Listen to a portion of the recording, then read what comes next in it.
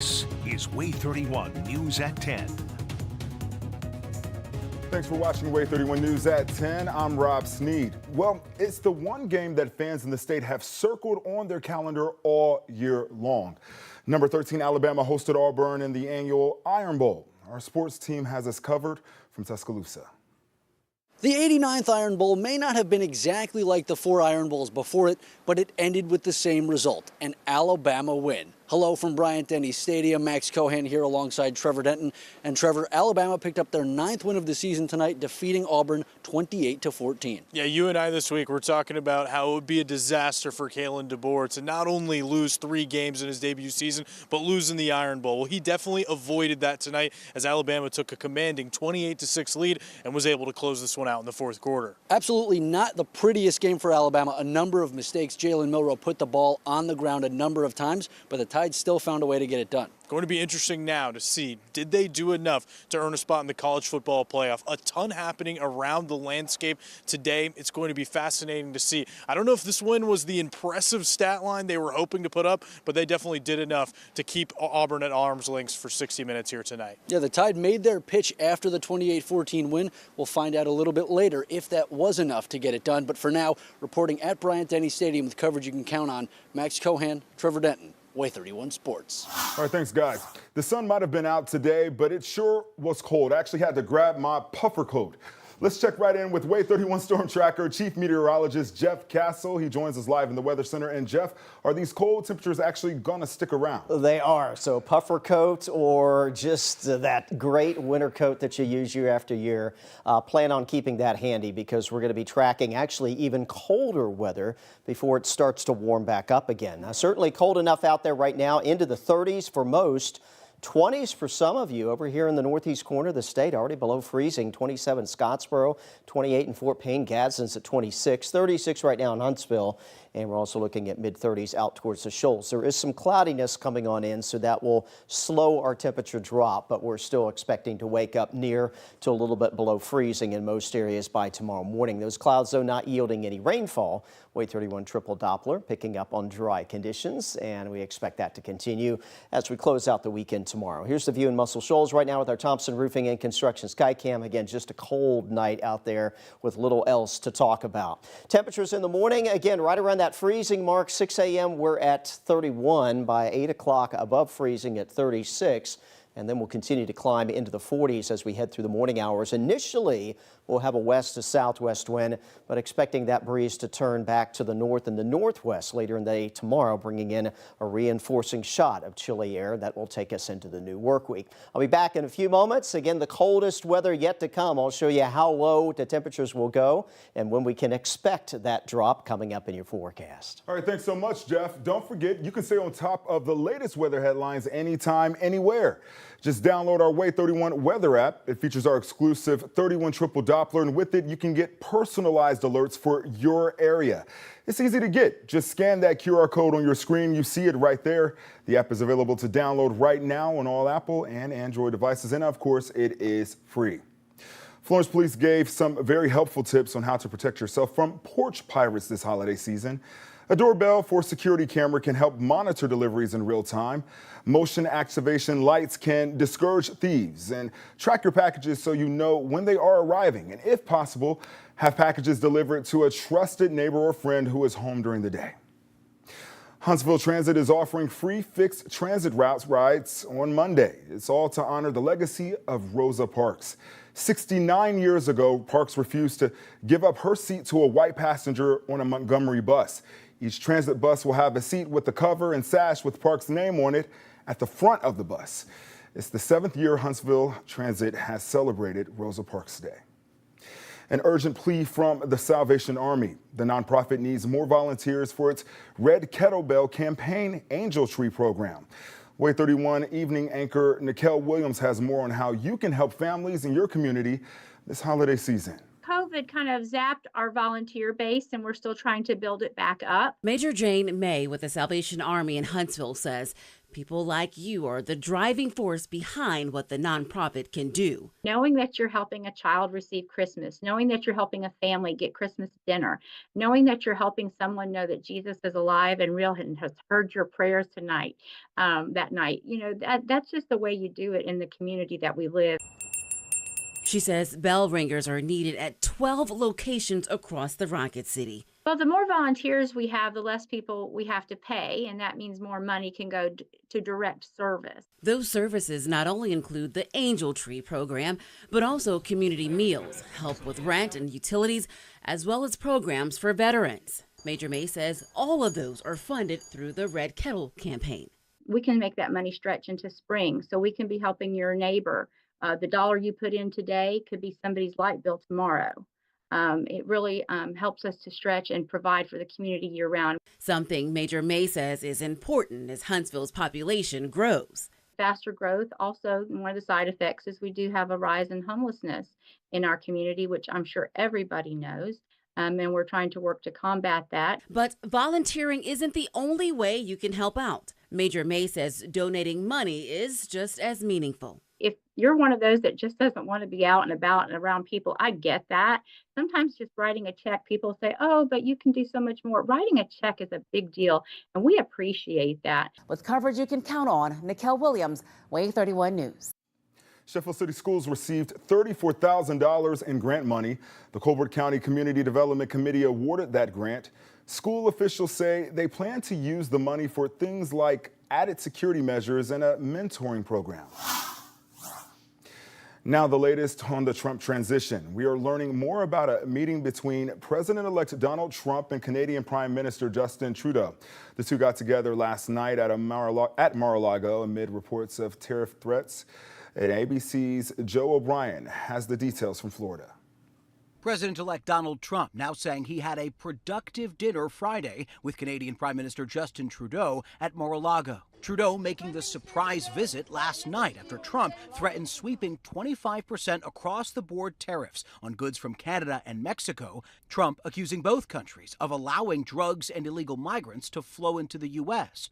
Also at the table, David McCormick, the newly elected Republican senator of Pennsylvania. Trump posting on social media the two leaders discussed fentanyl, trade deals, and what Trump says is a trade deficit between Canada and the U.S., despite the two countries operating under a trade deal that Trump crafted in his first term. It was an excellent conversation. Trudeau telling reporters tariffs wouldn't just harm Canadians, but would also raise prices for U.S. consumers and harm industries here at home. Canada is the second largest trading partner of the U.S., behind only Mexico. Both countries accounting for more than $1 trillion in trade a year. President Biden urging caution. We have an unusual situation in America. We're surrounded by the Pacific Ocean, the Atlantic Ocean, and two allies, Mexico and Canada. And the last thing we need to do is begin to screw up those relationships. And Trump today naming Charles Kushner, the father of his son-in-law, Jared Kushner, as his choice for ambassador to France. Kushner was convicted in 2005 of illegal campaign contributions, tax evasion, and witness tampering. Trump pardoned him in the final days of his first term. In West Palm Beach, Florida, Jay O'Brien, ABC News. Now that Thanksgiving is over, the travel rush to get back home is on. A winter storm dropped snow across the country, and holiday travelers are doing their best to push through it all. Get that story coming up. And the holiday spirit is lighting up Big Spring Park in downtown Huntsville this month. We'll tell you all about the decorations at Tinsel Trail after the break. Definitely feeling like the holidays out there. Cool afternoons and cold mornings will continue. I'll have the latest details on that, and when we may see some rain back in the forecast. We could use a bit of that as well coming up.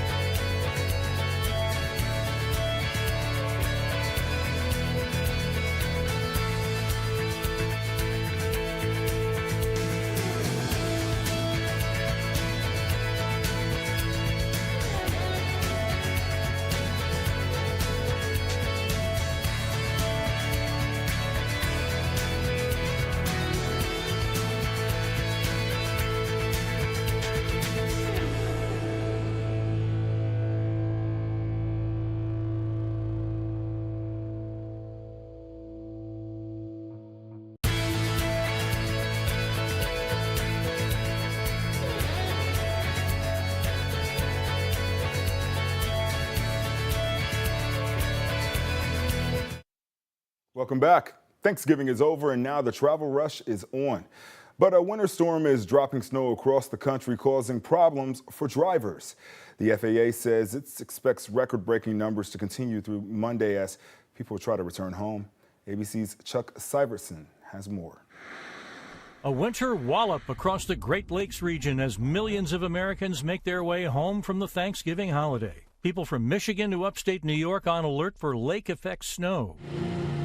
Up to 6 inches reported along the I-70 corridor from Topeka through Kansas City. Snow blanketing Union Station. A frozen tundra near Erie, Pennsylvania. Digging out from more than 30 inches of snow. New York's governor declaring a state of emergency, banning empty commercial vehicles on major highways, including I-90 and I-86, so crews can clear the roads. Make sure you're being vigilant if you're heading out of the house and going anywhere. Make sure you're checking what the weather forecast might be. In Buffalo, the Bills calling on superfans to help clear out Highmark Stadium ahead of Sunday's game against the 49ers. Visibility is less than half a mile. Those roads are getting nasty out there. In New York City, the mercury dipping into the 30s, the real feel in the 20s. This was the scene in Bryant Park. Folks there bundled up, getting into the holiday spirit, and it could get a lot more winter-like in the Big Apple. A quick-moving storm system called a Clipper is heading east. It's going to bring widespread snow to everyone in the Northeast by the middle of next week, likely. It's a little too early to know exactly how much snow,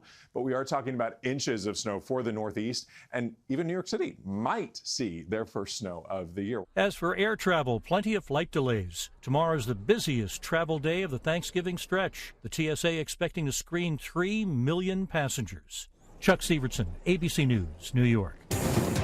Now, WAAY 31 Storm Tracker Chief Meteorologist Jeff Castle with 31 Triple Doppler. Man, my eyes just got really big looking at that, Jeff. Thinking about all those people. They said something like 30 inches of snow in Pennsylvania. I'm just hoping none of that is coming here, right? Yeah, none of that coming our way. Now, we're going to get the cold air. In fact, there's more of that to come, and we've not even hit as low as we're going to go. So if you thought last night was cold, a few nights from now, just wait. Continue to bundle up. That's all I can tell you to do. Heading into December, definitely feeling like it out there. Our next weather maker will be our final little push of cold air, and this is what is going to drop our temperatures to the lowest point before we do start to warm up. This will be coming in on Monday. No precip expected at this time. A little cloud cover will come on through.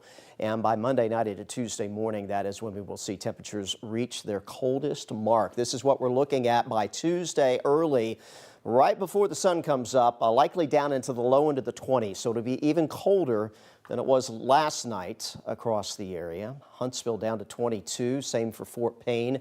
Athens 22, Muscle Shoals 24 degrees. From here, we will start to go back up. Now, Tuesday will also be our coldest afternoon, only reaching the lower 40s for your highs. We will see still a bit of a chill the next few days, but this is the really cold one. By the way, this is also the day of the Huntsville Christmas Parade. I'll be a part of that, and I definitely will be feeling like the season out there. We did not plan it that way, just the way that it is working out. Again, temperatures will bounce back middle of next week. 59 is our average high. You can see we are well below that through Tuesday, back closer to it by Wednesday, Thursday into the mid-50s, but maybe running just a hair below average for this time of year, even after we see the temperatures go back up again towards the middle part of next week. For the rest of the weekend, though, really not much to talk about. It'll be chilly again tomorrow, but otherwise quiet. Again, a few clouds rolling in as we speak. Waking up tomorrow morning, 6 a.m., likely to overcast skies, but it'll be a dry start on your Sunday. And even though we'll have that little blanket of cloud cover out there, still likely near to just below the freezing mark. Again, not as cold as last night, though. We take you towards the lunch hour tomorrow. Skies clearing, so we will end your Sunday with some sunshine. A little reinforcing shot of chilly air. We'll keep temperatures kind of in the same range on Monday before we track again that more substantial drop Monday night into early Tuesday morning. Here's where we'll end up overnight tonight, down to 29 in Huntsville. 32 in Muscle Shoals, right near freezing in Moulton, 30 in Guntersville, as well as Scottsboro overnight tonight. Last night we were in the low to mid-20s for most areas, so not quite that cold, but still out early tomorrow. Getting ready to head to church, you will want to grab that warm coat or sweater. There's your numbers in the 30s through 8 o'clock in the morning. 10 a.m. we're at 44. Again, clouds early. but sunshine coming for the afternoon hours. Winds will pick up out of the northwest tomorrow afternoon. Again, kind of a reinforcing shot of the current cool weather that we have, which will keep those temperatures chilly into next week. Before we get there, though, should bounce back into the lower 50s for your highs heading into tomorrow afternoon. Here's a look at your WAAY 31 Storm Tracker 10-day forecast. We'll go from 52 on Sunday back into the mid-40s on Monday with that next shot of colder air coming in during the day Monday. Again, Monday night, Tuesday morning, that's when it will be coldest, down to 22, 43 Tuesday with mostly sunny skies. We're back into the 50s Wednesday, Thursday. Low in shower chances here. Really not impressed with the precip outlook for us for the next week or so, but won't rule out maybe a little bit of light shower activity coming with that brief warm up. And then we've got another punch of some chillier air coming next weekend. That'll likely drop us back into the 40s to around 50 for highs, with overnight lows back again in the 20s heading into next weekend. So December kind of starting off on a chilly note. We'll have to wait and see if it stays like that through Christmas, or if we'll go the opposite, and by the time it actually gets to Christmas, it won't feel like it. Well, I won't complain. Like I said, I'm still fixated on those folks in Pennsylvania, so yeah, I won't complain. Not dealing with that. Definitely not around here. Sounds good. Thanks, Jeff. Christmas lights are lighting up the night in downtown Huntsville. We'll take you to Tinsel Trail coming up.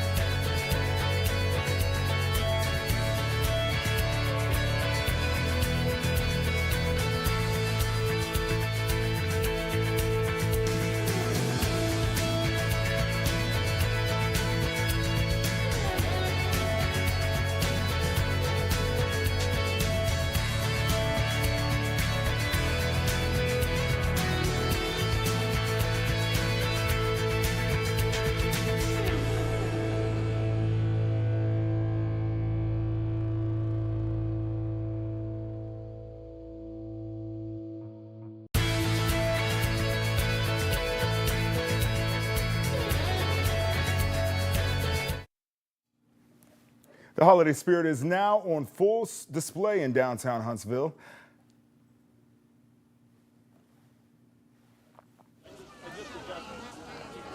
Mayor Tommy Battle officially opened this year's Tinsel Trail at Big Spring Park yesterday. Plenty of local vendors and food trucks were on hand, and folks enjoyed hot food, hot chocolate, and drinks as they came together to ring in the holiday season. And we have these beautiful 450 beautiful trees out here to look at, and we're able to do that because we come together as a community. Every evening, the trees will light up the park from dusk until about midnight. The Tinsel Trail will be up in Big Spring Park until December 31st.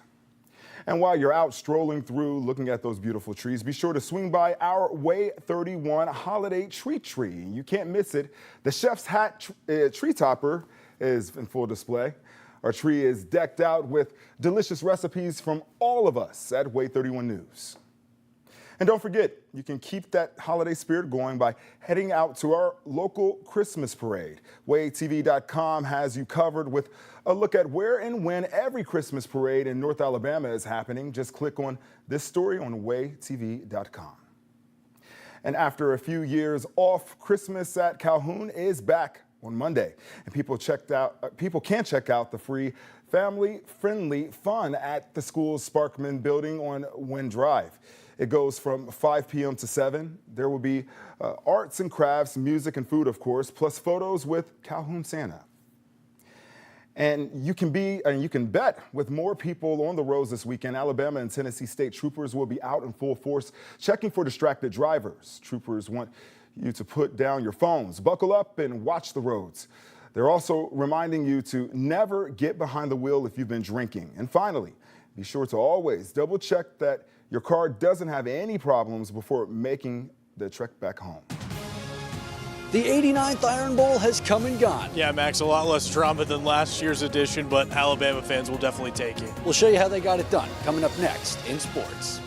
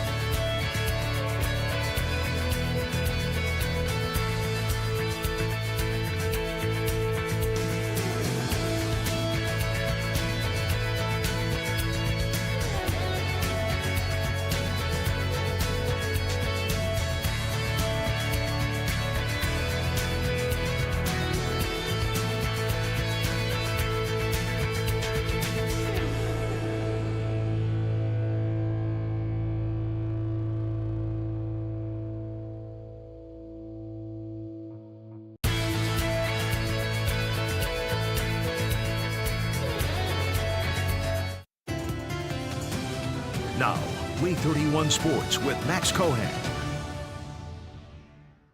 No Tide season is considered a success if Alabama doesn't win the Iron Bowl. Well, Kalen DeBoer has one less thing to worry about tonight as the Tide got it done, rolling over the Tigers 28-14. Max Cohan alongside Trevor Denton here at Bryant-Denny Stadium. And Trevor, a lot on the line for both teams tonight. Yeah, there's no doubt about it. Alabama clinging on to a tiny little sliver of college football playoff hope, and then for Hugh Freeze and the Auburn Tigers trying to get bowl eligible in his second year on the Plains. So a big win for Alabama, 28-14. Let's show you how they got it done. The 89th Iron Bowl, this time between two coaches who had yet to win one. Auburn had the first scoring chance of the game, but Madison Academy alum Ian Vachon would miss the field goal, giving the ball back to the Tide. Eventually, Alabama would break the ice as Jalen Milroe continued his ground attack, rolling around the right side and tight-roping the sideline, beating DeMarcus Riddick in the foot race for the 19-yard score. His 18th rushing touchdown of the season put the Tide up 7. The Tigers would put 3 points on the board on a boot from walk-on Vachon, but the Tide rolled right back in the end zone with a 1-yard score from Milroe. Alabama would get all of their points on the ground tonight, with Justice Haynes finding the end zone in the third, followed by Milroe's third of the night and 20th of the season. The Tigers would register their lone touchdown on Peyton Thorne's 29-yard connection with Cam Coleman as Kalen DeBoer picked up his first Iron Bowl victory. And this win was a big one for the Tide, giving them 9 on the season. And in this 12-team playoff era, and on a night where the upsets were aplenty, this team feels they have a case to be among the distinguished dozen. Everyone's aware of our schedule, and I don't know the exact stats, but I know we beat 4 top 25 teams throughout the year. And I don't know how many, if anyone's done that. And so, you know, when you talk about the schedule and what it is week to week, you know, it's just a grind. We beat some high-quality teams that are still, you know, out there, I believe, playing some good ball themselves, and, you know, then just winning 5 of the last 6 at the back half of the season. Now, Trevor, Alabama may have won this game by 14 points, but it was not a pretty game. They turned the ball over 4 times. Isn't it kind of crazy? I mean, if you had told Auburn before the game that they would be the ones winning the turnover battle 4-2, I think everybody on the Tigers would have taken that statistic. The problem was, they just didn't capitalize on what the defense was doing. They converted on just 4 of 12 third downs. Now, the worst example of this was when Jalen McLeod forced his second fumble of the game, giving the Tigers the ball back, only for them to dial up the trick play. Jarquez Hunter throwing an interception to Bray Hubbard. They had a chance there to go down by only 7 points. Instead, they fumbled that opportunity after getting the big fumble. Very frustrating. That's what will set in your stomach, that we didn't score in the opportunities that we had.